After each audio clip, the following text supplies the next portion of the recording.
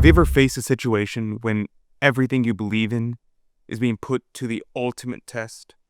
When someone with all the power in the world demands you to compromise your deepest convictions? Today I want to share the incredible story of a 13-year-old girl who stared down the most powerful man on earth, Emperor Diocletian himself, and chose death over sin.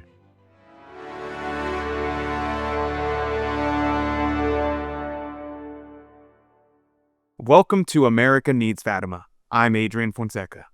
These videos exist to capture the heart and soul of America with the message of Our Lady of Fatima, because it's the solution for our times. In today's story, you'll discover how a teenage girl's uncompromising faith can inspire your own moral courage. You'll see why St. Philomena became known as the wonder worker of the 19th century and earned the devotion of saints like St. John Vianney and Padre Pio. And most importantly, you'll understand why her message of purity and unwavering faith is exactly what our world needs to hear today. And later in this video, I'll share how you can receive our free ebook, The Immaculate Heart of Mary and God's Plan for America. And you're going to discover how Mary's pure heart has been raising up saints and protectors throughout history, just as she raised up St. Philomena when the world needed her most. St. John Vianney, the cure of ours, called her the new light of the Church Militant. When the greatest confessor of modern times gives a saint that kind of title, we should probably pay attention. For over 16 centuries, St. Philomena rested quietly in her burial place in the Roman catacombs. Then in 1802, God decided that it was time to reveal this treasure to the world. Archaeologists working in the ancient catacombs of St. Priscilla make an extraordinary discovery. They find the bones of a young woman, around 13 to 15 years old. But that's not all. Near her tomb, they discover an inscription reading, "Peace be with thee, Philomena," along with powerful symbols, 2 anchors, 3 arrows, a palm branch, and a small glass vial containing what appeared to be blood. These weren't random decorations. Early Christians used these exact symbols to mark the graves of virgin martyrs. The anchors, the arrows, the palm. Each one told part of her story of heroic death for Christ. Here's the remarkable aspect of the story. While they had found her remains and knew she was a martyr, they had no idea who she was or how she died. And that mystery lasted until 1833, when something extraordinary happened. St. Philomena herself appeared to a Dominican nun, Sister Maria Luisa de Jesu, and revealed the details of her incredible life and martyrdom. Here's what she told her. Philomena was the daughter of a Greek king and queen who had converted to Christianity in the late 3rd century.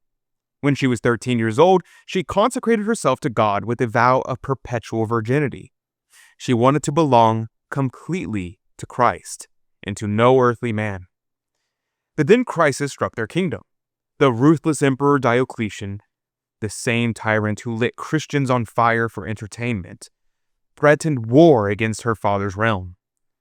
Desperate to save his people, her father traveled to Rome with his family to negotiate peace.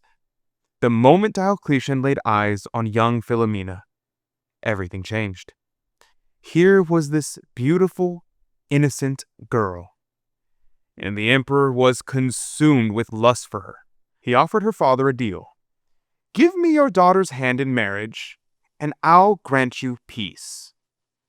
Can you imagine the pressure on this 13-year-old girl? Her parents, dazzled by the honor of an imperial marriage, begged her to accept.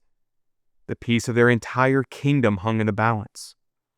All she had to do was say yes. But Philomena had made a promise to Christ, and she wouldn't break it. "I have consecrated myself to God alone," she told the most powerful man on earth. "I will marry no one." Diocletian couldn't believe it. This child was rejecting him. Him, Caesar, ruler of the world. His lust turned into fury, and he threw her into the imperial dungeons. For 40 days, he visited her daily, alternating between threats and promises. Marry me and you'll be Empress of Rome. Refuse me and you'll die in agony. But Philomena never wavered. Finally, his patience snapped. If he couldn't have her as his wife, he would destroy her as his enemy. First, he had her dragged naked to a pillar and scourged mercilessly. And then her young body was left torn and bleeding, barely alive. But then something incredible happened. 2 angels appeared and healed her wounds completely. When Diocletian saw her the next day unmarked and healthy, he flew into a rage. He ordered an anchor tied around her neck and had her thrown into the Tiber River to drown. Again, angels intervened, cutting the rope and bringing her safely to shore. Now, the emperor was truly desperate. He commanded his archers to shoot her full of arrows. In the first volley, her wounds mysteriously healed. In the second, the arrows turned aside in mid-flight. And in the third attempt, the arrows flew back and killed 6 of the emperor's own archers. Several other soldiers, witnessing this miracle, immediately converted to Christianity. Diocletian had been made a fool in front of his entire court. There was only one thing left to do. On a Friday afternoon at 3 o'clock, the same day and the same hour that Christ died on the cross, he ordered 13-year-old Philomena to be beheaded. As the executioner's blade fell, this young girl achieved what she had sought all along: perfect union with her divine spouse, Jesus Christ. Think about this for a moment. Philomena could have had everything the world offers: power, wealth, prestige.